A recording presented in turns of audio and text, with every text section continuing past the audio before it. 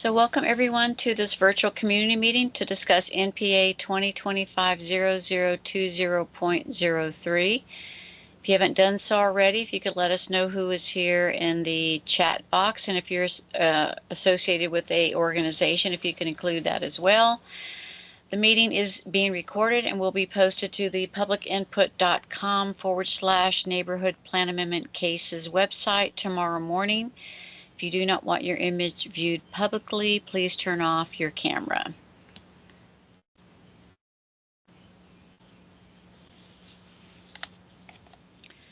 So as you know, the property is in the South Congress Combined Neighborhood Planning Area, the East Congress area of the plan.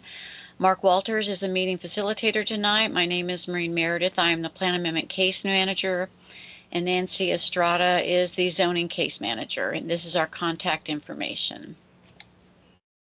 The agenda tonight, I'll go over basic case information, guidelines for group discussion, how to participate in this process, why is there a plan amendment application, what is a future land use map, also called a FLUM. After my presentation, Alice Glasgow, the applicant's agent, will do a presentation, and then we will go into the Q&A session of the meeting.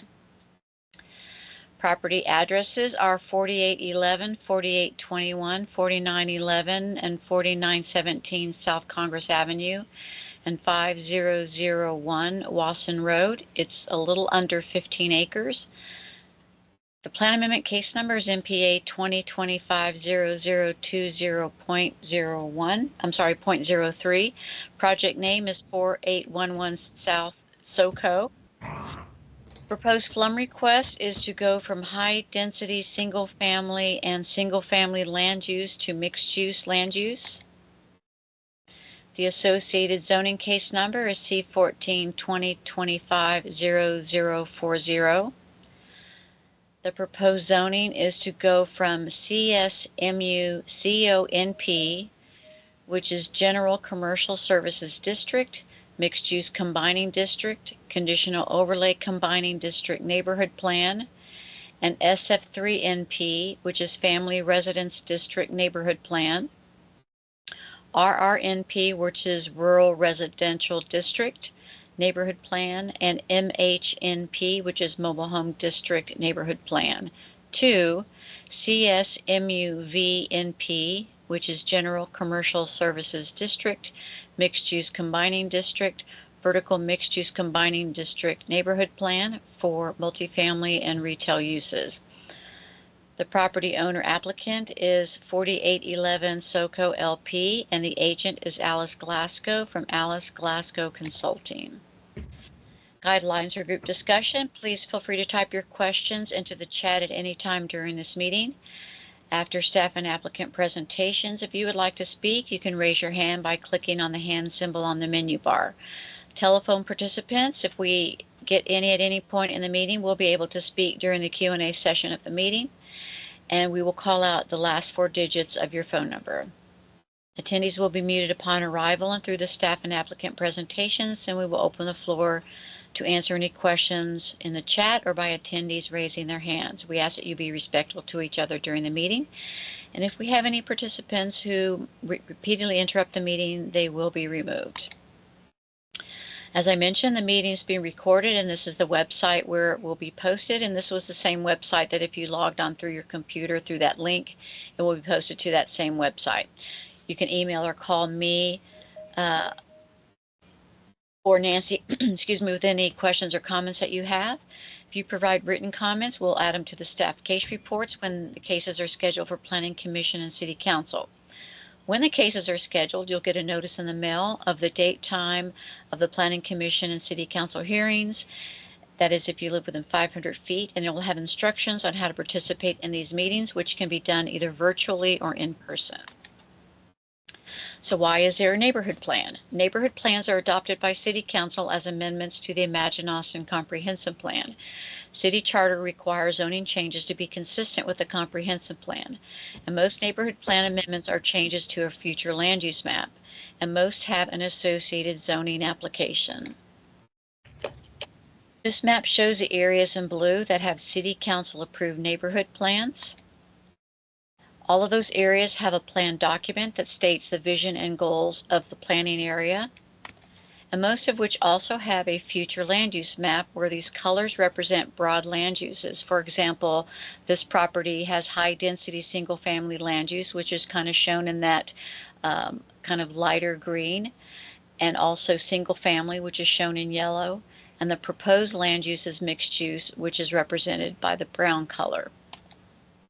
Here's a zoomed in part of that overall future land use map. You can see the high density single family to the north of the tract, single family land use to the south, and the middle of the tract already has mixed use land use, which is shown in the brown. Just an aerial photo of the property. An aerial photo with the future land use map overlaid on top. Zoning map that shows the existing zoning on the property. You can see the mobile home zoning at the top, the general commercial services, mixed use, conditional overlay in the middle, rural residential to the south, along with some SF3. I put in this floodplain map because I saw on the future land use map it did show some floodplain on the property, so I decided to add that. This is a Google map screenshot that shows some of the surrounding uses to the property. This is the Imagine Austin Growth Concept Map, where these colors represent regional centers, town centers, neighborhood centers, and activity corridors. So this property has frontage along South Congress Avenue, which is designated as an activity corridor. You can also see further on the screen to the left, South First is also an activity corridor, and Stastny Lane is also an activity corridor, you can see to the south. This shows public transportation near the property. You can see it running along South Congress, Stastny, and also South First. And that ends my presentation. I will stop sharing my screen, and Alice can start hers.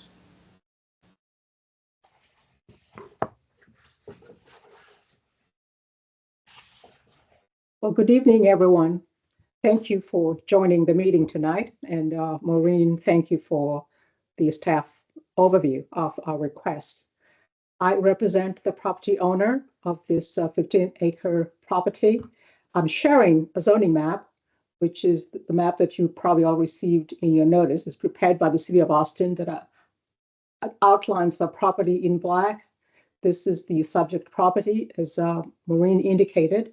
The middle of the property has the mixed use combining district, which is brown on the future land use map. And then to the north, you have the zoning that is mobile home. And then right here is the rural residential, the RRNP, and the SF3 zoning is right here at the bottom. So our request is to change the color of the future land use map to brown, so that's all brown because the middle is already brown for mixed use, so that the property can use the same set of standards for the site, for the site. And the change in zoning is to keep the CSMU, CONP, and the CS allows all commercial uses, MU allows mixed use, basically it allows residential. So the CS is the base zoning district where all the commercial uses are allowed. And then the MU, which stands for mixed use, is the part of the combining district that allows all residential uses. The conditional overlay is one that is part of the 2005 rezoning that was done with a neighborhood plan. And there's a conditional overlay that requires a 30-foot vegetative buffer along the east side of the property line. And we'll be carrying that over with the rezoning. We're adding V to the zoning, vertical mixed use, and the vertical mixed use simply allows you to build as much as you can fit on your property. It does not increase height. It just allows a little bit more residential. For example, under the current zoning of CSMU, under the MU combining district, we can achieve up to 300 apartments. However, by adding the vertical mixed use overlay, we are able to have approximately 350 apartments with some ground floor retail. The vertical mixed use ordinance requires some amount of ground floor retail and residential above that. As you can see all the projects around South Congress that already have mixed-use development, like the project called 44 and the one north of San Elmo Road. You see a lot of those that have had the V overlay combining district with ground floor retail apartments above. The difference between the MU, where you can have a multifamily, versus the V, is that under the MU, where the city does not require that you provide any affordable housing. Your total number of units can be all market rate. Whereas if you use the vertical mixed use combining district, where you are able to achieve additional residential units, then the city code requires you to set aside 10% of your total units to be affordable at whatever the city median family income is. So I will pause here and answer any questions that the attendees may have. I'll stop sharing. Thank you, Alice. Hi, this is Mark Walters. I am your meeting facilitator this evening. So if you have questions, you can raise your hand. There's a little hand symbol at the top of the screen. If you click that, if you have a question, or of course, you could always type it in the chat. And either way is fine. So if we don't have any questions, I'll just go down my list and ask people if they have any.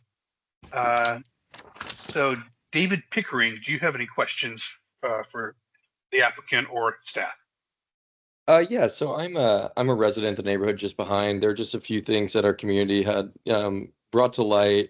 One, just kind of, light pollution. Is there any steps that'll be taken to protect the houses where the complex is coming up, just to protect from that light? And then there's been a lot of work done for the Williamson County Greenbelt, or the Williams Greenbelt there, Williamson Creek. Are there going to be steps, with this new construction to continue that maintaining of the Greenbelt and protection of it? David, thank you for your questions. So under the city's regulations called compatibility standards, all projects like ours are required to provide to address light pollution, but it's called your lights cannot be shining, so they have to be hooded. So there are regulations that are under the compatibility standards that we have to comply with, that would address the light pollution. And then secondly, on when we get to the city submittal process for a site plan, we will find out from the Parks Department what requirements we need to comply with regarding the green belt. So all of those aspects will be addressed at the time of site development permit submittal. Okay. Any other questions, David? No, those were my main questions. Okay. Well, I'm going to go to the chat while we're having that question answered. This is from Nora Snyder. Specific to the neighbors on Manchester Circle, I assume that's to the east, we are most concerned about the height and setback of the development on the eastern boundary with the new zoning compared to what is allowed today. Can you please clarify how high can be built today and how close versus what will be allowed under this proposed zoning change? So the majority, Nora, thank you for your question. So the majority of the property is zoned, the middle part of it, up to Liverpool Drive. The CS zoning has a maximum height of 60 feet. The MH mobile home does not have any height limit side development standards, but you can assume it's probably this, the same as a residential single family development, 35 feet. To the bottom where we have a single family house at the bottom, the height is 35 feet for the single family house that is at the bottom closer to the Williamson Creek. But the bulk of the property currently has the CS based zoning. However, compatibility standards apply that provides setback protection from the single family home. So as I indicated earlier, under the CO that you see on the map, the CO is called a conditional overlay. And within that conditional overlay, the city applied that to the properties also that are west of South Congress Avenue that are adjacent to single-family homes, and for all the commercial properties within the neighborhood planning area of the South Congress Combined Neighborhood Plan. That conditional overlay applies to all such properties, and we are one of those properties that have to adhere to that 30-foot vegetative buffer. So we have to have a 30-foot wide vegetative buffer along the eastern property line. And then where you have the CL, but we're obviously willing to extend it to the entire property boundaries. And so under compatibility standards, the vegetative buffer is just 25 feet, but under the 2005 conditional overlay, it's 30 feet, so 30 feet wider. So you cannot have any development there. It's just a vegetative buffer unless there are other things like maybe a connection for hike and bike, not a hike and bike, but a bike pedestrian connection. And I mentioned that because someone reached out to staff today asking if we can consider allowing pedestrian and bicycle connection from Liverpool Drive through the property to South Congress. So if that's what the neighborhood desires, then the city staff and the city council can always consider making that, adding that to that buffer setback to allow that if she does want that. So going to the height part of it. So between the 30 feet that we are required to have as a buffer and 50 feet, the maximum height is 40 feet, 40. And then beyond that, we can go up to 60 feet. So that's what the compatibility standards call for height-wise from single-family homes. Thank you, Alice. Nora has another question. There is wildlife, including a family of deer, fox, etc., that are very present at this property. What will be done in terms of wildlife preservation? Well, that's a good question. Well, we'll determine how to handle that when we get to the site plan development stage. I don't think the city of Austin has any particular requirements for handling wildlife on the property, and I think a similar question has come up before in these areas, but we'll certainly confer with the appropriate entities as to what we can do to deal with that. Okay. And another chat question, and then we'll go to Gwen, who has her hand up. The eastern part of the property also has a wet weather creek that runs into Williamson, which, from my understanding, both have the critical water quality zones, allowing for additional setback. Is that correct? The watershed ordinance requires setbacks from the critical water quality. So yeah, that's correct.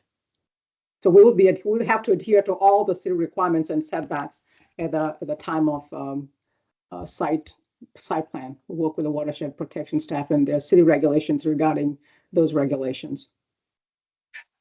Thank you, Alice. Gwen has her hand up. Gwen, if you would, you're unmuted. If you ask your question or make your comment, please. Hi, Alice.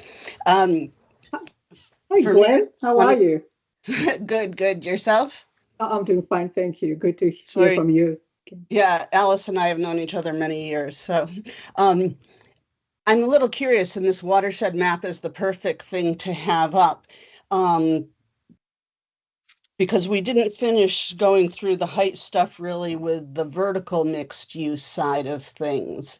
And what was the height that's allowable there? And, because there's a lot of increased development along Congress, and we're looking for a way to make sure, and I know you said about the 35 feet, but just like the project that you were involved with over by Shelby and 35, if the lower rise portions of the project could be the portions which are closer to the SF versus the high rise being more direct onto South Congress and address some of the South Congress overlay concerns that way. I think that that would be great, 'cause it's just like it's a huge chunk of the property that gets taken out with the flood map. So, but the other thing I wanted to ask about was in that 35-foot buffer, and I don't know the answer to this, I'm totally asking, is are there requirements as far as that being like evergreen material or like green to a certain height? Trees versus shrubs or anything like that, so that, it's not just like a flat area of grass, but it actually shields the light from some of those neighbors. Gwen, that's a good question. The ordinance just reads that there will be a 30-foot vegetative buffer. And I'm glad you mentioned whatever trees are there will be preserved, and any additional landscaping that needs to be put there will be put in place. And I believe the compatibility standards that council adopted recently has very specific, has the specific requirements for vegetation in that area. So that's, the old compatibility standards have been replaced with more specific a tree planting area for that. So that will be enforced by the city. Excellent, thank you. And I'm not up on all of the latest standards, I have to admit. My next question was, I think the person who asked about Liverpool, that hadn't been discussed amongst the neighbors at all. And so I was aware that there was a person who was interested in that, but I don't know that all of the other folks had been aware of that and have had any chance to discuss it or anything of that nature. So I wouldn't take that as what the neighborhood wants quite yet. And I just posted that because I just received the email from city staff, sent it to me. I'm sharing that so everyone is aware of it. So this is obviously a mutually sharing of information, and as we go forward, we can see how we can work together to achieve and address concerns or needs that are going to benefit the residents. So, we're really just keeping an open mind and not just saying no, but just listening. And obviously, with everyone's input, we would appreciate just having a good dialogue about, what's possible and what the desires are. Excuse me. Sure. And I think that one thing that would be really helpful, and I know it's, the project isn't to the point to have serious discussion yet, but the Bend, the residential project that's slightly north and on the west side of South Congress, part of what we had negotiated was for neighbors to be able to have access from South Congress. It starts as a paved sidewalk and then sort of gets a little combined into fire lane drive path stuff, so that neighbors can, go out on Sheraton or, if they live in the Bel Air complex, they can just jump right across there and so on. And so there is a public access that goes through there. And I think it would be really awesome if something like that was developed on the south side of this property as well, because just like that section of Williamson Creek between South Congress and First had a project that was done with the city. There's been a lot of work by the neighborhood in doing cleanup on a volunteer basis of the area between South Congress and 35. So we'll be wanting to do some more, official work to make sure that there's good access along various areas there. Okay. And you're talking about the south side, on Wilson Road area. Yeah. I mean, those are certainly, anything, we're willing to explore ideas and, as we keep moving through this journey here about what to look at and what to probably explore further, because we still have to work with the cities, the Parks Department and watershed protection. So and sometimes we don't get all those details at the time of zoning, but as long as there's a willingness to find out what the needs are and what we can do to help facilitate all of that, you're willing to explore all of that. Cool. I'll let other people ask questions, and then I may have more in a bit. Thank you. We have a chat question from Nora Snyder. One last question from us in terms of privacy fencing beyond just the vegetative buffer. Is there a privacy screening requirement, and where is that setback will go? We have young children who love spending time in our backyard, and even at 30 to 50 feet away, if your building is up to 60 feet, someone will be looking down on our young kids in our backyard. Yeah, the 60 feet will be 50 feet away, not 30 feet. So the 30-foot is a vegetative buffer, trees and shrubs as called out in the compatibility standards. And then there is a fence required by city code, your commercial projects and single family, and that are required to have a fence. And there should be a fence there now, I believe. So a fence is required, a privacy fence. That's part of the code for screening, not just the shrubs, but also a fence, unless there's a need. You guys tell us about what opportunities you guys want as far as connectivity, as Gwen just mentioned. So where you just tell us that. We have a question from Catherine Kagler regarding the Wet Weather Creek drainage easement. I'm concerned about drainage. The easement fills up now after rain and gets out of its banks at times. I'm concerned with less permeable land and more concrete. The drainage easement will not be enough and will further erode our property. So the city requires for all new developments, and maybe there isn't one there now because the projects were built a long time ago, did not have this, requires an on-site detention pond. So depending on how much impervious cover you have, the bigger your pond, you have to dig the pond and have that detains the water so that when it rains, when your runoff, your water is detained and released at the same velocity as if you had just grass on the property. So those are the requirements the city has. And Gwen may remember this discussion we had on Shelby and Widmeyer Lane, where the watershed assistant director attended one of our joint meetings to explain how detention worked and how that helps alleviate flooding that is occurring in the area, just because the majority of the properties are still under old regulations that did not require detention and filtration, whereas today they do, and that will help with that aspect. Thank you, Alice. There's another question from Catherine. Do you have further details on how the parcels will be developed? Which specific areas would contain this structure? The property has a wide range of topography, elevation, floodplains, and slope, and 2 waterways.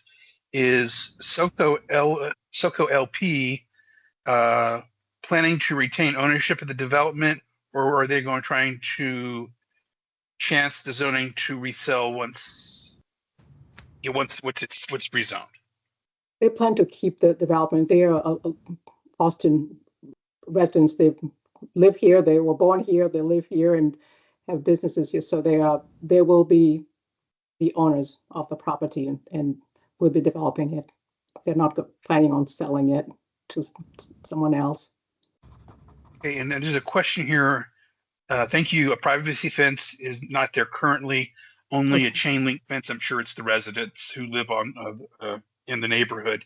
Chain link fence on the homeowner side, not on the property. And should the fence needs to be either wood or masonry, and a minimum of 6 feet tall, if I remember correctly. Does that sound correct, Alice? It gives you the options of what kind of fence you have, but yes, the maximum, the height is 6 feet is the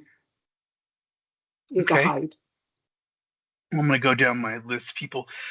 Someone who's listed as the Kim family, and I hope maybe if your last name is family, but the Kim family, do you have a question or comment for Alice? If not, I'll go on to the next person. Yes. Okay. Mario Cantu, do you have a question or comment for Alice? Yes, I got a couple. Hello, Alice. How you doing? Hello, Mario. I'm doing great. Good to see you again. I Yes, usually just run into you at City Hall. yes. So I got a couple of questions. I guess the main one is that I heard 10%, but I did not hear the MFI. So And yeah, that's a good question, Mario. I knew you were going to ask that. Yeah, because I know Mario. This is my sixth rodeo with you guys. I know with Mario it is because I've worked with you for the last since 2007. This is my sixth case in your neighborhood planning area. So the city staff he is going to be presenting an ordinance to the city council this year before the end of the year that is called a comprehensive affordability. They're going to basically the word I'm looking for is recalibrate all the affordability density bonus requirements, especially the vertical mixed use, the VMU. It has not been recalibrated or adjusted to reflect what is needed. So by the time we get in with our cycle in a year or two, those new recalibrated MFIs will be in place. Right now is 10% at 80% median family income. My understanding is that what City Council is going to be looking at in a few months this year is to align that with the rest of the city where it's at 60% MFI. I think that's what a lot of them are, is 60%. Yeah, some of the Mark, you remember under the subchapter either commercial design standards, the neighborhood associations were given time to apply and decide what they wanted along their corridors, and the South Congress neighborhood somehow didn't get involved in that. Maybe they just did not know, right, Mario? I think you've heard this before. So in about right? what? About the To affordability? Yeah, to reduce the MFI from 80 to 60%. So some of the neighborhood planning areas with adopted plans submit an application to the city to ask the city to lower the MFI from 80 to 60, but the South Congress neighborhood did not participate in that. So I think what I'm hearing is that other neighborhood contact teams that have 60% MFI, and if you're doing the zoning in their area, then they get 60% MFI. Correct. Well, it wasn't the But contact the teams. city is going to be changing all of that now so that the entire city is aligned, because obviously it's not. So that's what the council is going to be adopting, a new ordinance according to the planning department staff. Erica Leak, I checked with her a couple of weeks ago, and the comprehensive city council approved a memorandum from the planning department, and staff, the planning department is working on an ordinance to correct all of that. Yeah, so historically ours run between 40% MFI, 50% MFI, and 60% MFI. That's what we've been able to obtain here. But I think the quick question that I have is that what I'm hearing is that the proposal that the city is going to do, the timeline that's going to happen, the zoning will take place before that timeline takes place. Is that correct? I'm not sure when they might coincide, but the ordinance will apply when you submit your site plan. We're not submitting a site plan this year, so whatever council approves this year will apply to us when we submit our site development permit, which is going to be in another 2 years. Okay. Yeah, because as you can tell, the market is, right now people just getting the zoning, and then the next few months planning. It takes a civil engineer a while to prepare the plans, and then the city staff it takes about 18 months to get a site plan approved. So it takes a while. And you probably know for the cases we've had in the area, Mario, like I said, we worked on several. They do take a while, and sometimes you've asked me, well, what happened? Nothing is happening. The economy a lot of times slows things down as it is right now. We're not going to be submitting a site plan this year, so the new rules will apply to us. Okay. Well, we can maybe, because I'm think what I'm hearing from some of the neighborhood as well is that there's some things that they may want and ask for. So I think maybe it might be good to have a separate meeting after this with you in the neighborhood, so that way we can kind of sift through that. But one other thing that I have that I've heard is the light pollution, and I really kind of worry about that, because even though a lot of these properties do go to site plan, we're having some pretty big problems with a lot of light pollution from a lot of the condos that are within the area that are not shielded lighting. And I would be worried to not have shielded lighting next to the properties that are there. So why do they not have shielded lighting, Mario? They have, the city requires that. It's part of the, unless the city is not is approving their site plans incorrectly. The city compatibility standards clearly state that all lighting under compatibility have to be hooded. You have to have a hooded and shielded away from residents. So if they're happening under approved plans, then the city's at fault, because somehow, well, both parties are, not just the city, that the city's the gatekeeper, and the ordinance requires that they be shielded and hooded so that your Correct. lighting is not shining. So I don't know why is that happening? I really don't know, but it's really difficult, and it's causing some problems. But some of the other ones that we've dealt with, properties that we dealt with, we've had it in writing to where it's making sure that it is shielded, and we don't have problems with those particular properties. So I think that'd be a separate discussion that we can have with the neighborhood, when we have another secondary meeting. Yeah, why don't we discuss that? And like I said, like we did on Shelby and other cases, I've always had, St. Elmo Market and Lofts, we had the watershed staff come explain things. So I'm always willing, if you don't believe me, that the city, those are the things they look at. They have a checklist and they have you do that. And the civil engineers and architects know that too. I know Gwen is an architect. She worked on plans and they designed. Gwen, I don't need to put you on the spot. Just No, I think know. what happens is some of the lighting that's showing up in some places is part of the maybe signage or something, or decorative kind of things. But Okay. that's maybe how they got through the city, is because of how they're presented in that way. But the impact, of course, is still there, that because it's not shielded, then you can see it from blocks and blocks away. It's not, just the immediate neighbors. So Understood. So Mario, you're right. We'll have another meeting. Today's meeting is hosted by city staff, which is required by the city code. So we always have a follow-up meeting with a contact team so we can see how we can work together to have a win-win. Okay, thanks. Mario, is that the last of your questions? Yeah, I just don't want to hijack the time, so we can move to somebody else. Appreciate it. Well, I'm going to go to the person who called in, whose phone number ends with 0830. Do you have any questions or comments?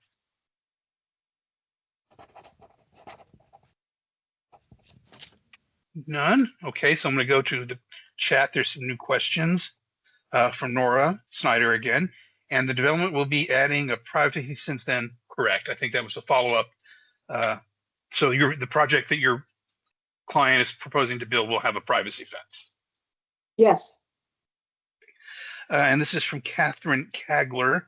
Are the owners the Hardiman family, Brian Hardiman, who is facing, is it that family? The Hardiman family is what do you mean, that family? Okay. This is from Mario, will there be an on-site pet area 600 to 800 feet? The city requires under the commercial design standards, required to have open space of a minimum of 650 square feet. So the city regulations will require open space. Mm-hmm.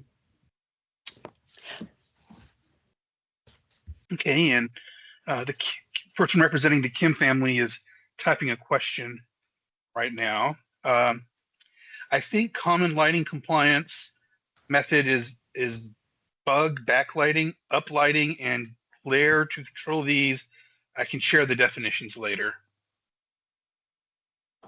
Okay. And Gwen, you have your hand up. Yes, I thought while we're waiting on somebody to type, I'd sneak in quick. That, I'd like to, and I don't know the exact address, Mario maybe knows. There's a project that Leah was involved with that says at Eberhart and South First, and there's a parking garage there where the parking garage is not like totally subterranean. It's sort of like half a level down. So there's still a lot of light spillage from that, and it's rather unattractive. So I just wanted to say that I hope we can avoid a situation like that. And I was curious, a question for Meredith. Can we get PDFs of the maps that are being shown today? I know the meeting's being recorded, but just as we're doing work at the creek from the residential volunteer side, it would be nice to see that floodplain map at least. So Yeah, sure. So at the end I of can the send you my email later. right, So well, right, and I was gonna say, so at the end of the presentation, I'll show my slide again with my contact information. So if anybody else in the meeting wants to request anything from me, they can email me and I'll send it to them. thank you, thank you. And then Alice, I was just curious, and you may not know this or not know it yet. I was just curious about where there's that salvage yard that's just south of the property under discussion. Do you all have to do any remediation because of that property? We don't own a salvage yard. No, I know you don't. That property is south of the project property. But I just didn't know from like that yard is sort of creeped around, it somewhat takes over some larger spaces, a lot of stuff out on Wasson and so on that they, I don't know what their current parking is on there, but over the years they've had a lot of things there. So But we'll see. We usually do people at time of site plan, an environmental assessment is done at different levels. So if that'll usually look at that stage. cool. Okay, and you don't know yet. All right, perfect. Thank you. and I'm done. also, when the salvage yard is basically on the opposite shore of the creek, so unless it was a mighty flood, which I know Williamson Creek can flood quite Yeah. viciously, it probably wouldn't affect their site because they are up and on the other side of the creek. Yeah, it's just there's also, some other creek area more to the south side of theirs that comes Mhm. in down the road. And so just like everywhere is like getting all blended together there with water overage, I guess is, if we're not in a drought, we're in a flood. Yeah. And I'm familiar with the area. I was the lead planner on the plan all those many years ago. So Yeah. No, I was gonna okay, say long time no talk to you either. so the next Mario Cantu says the neighborhood would want prohibited uses as a conditional overlay or restricted uses, and I think you can have that conversation when you meet with the community. So I don't see any more questions. So Maureen, while let's scare some questions up, you want to go through the next part of the process and put your contact information up? Yes, let's see.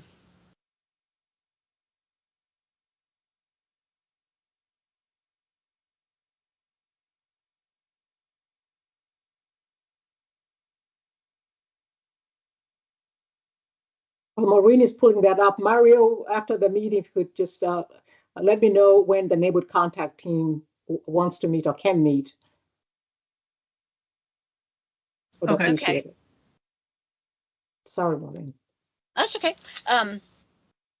So the next steps, I will meet with my planning team. We'll make a recommendation on the FLUM request. I'll report back to them the questions, concerns, and comments from this meeting. Then we'll pass our recommendation on to the zoning team. And once we finalize the staff recommendation, we will work with Alice on scheduling the planning commission hearing date, and then I'll reach out to the planning contact team to let them know what date we're looking at, and then a deadline to submit the letter of recommendation.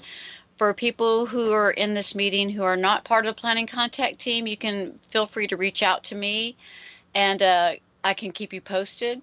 of what dates we might be looking at. So if you wanted to submit a letter of recommendation, we can do that. And I think that's about it. And they can email you with their comments as well. Correct. Mm-hmm. Yeah, because the Planning Commission form does have a comment form that people can fill out and snail mail back to you as well. Okay, Mario, you have a question? Yeah, just real quick. Are we forecasting the Planning Commission? Is it like a month out, 2 months out? Is there a forecast on that?